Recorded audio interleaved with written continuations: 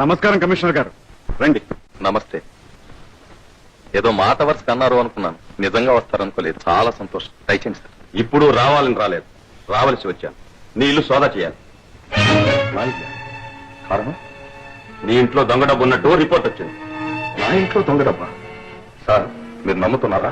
Mister Rangayya, duty అంటే ఏంటో నీకు బాగా తెలుసు అనుకుంటాను. I'm sorry.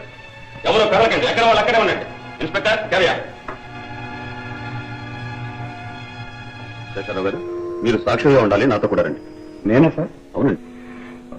సరే పద.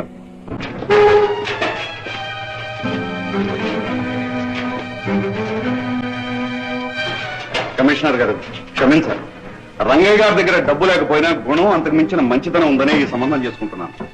అలాంటిది ఈయనట్లోనే దొంగ డబ్బు ఉంటుందంటే నేను నమ్మలేకపోతున్నాను. మిస్టర్ శేషారావు, మిమ్మల్ని రమ్మన్నది సాక్ష్యానికి కానీ సమర్థింపులకు కాదు. That's all right.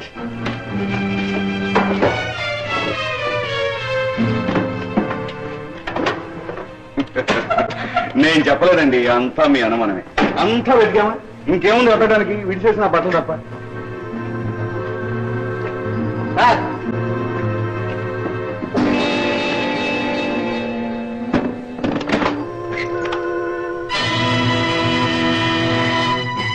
Mister Sesha Rao, ఇప్పుడే ఉంటారు.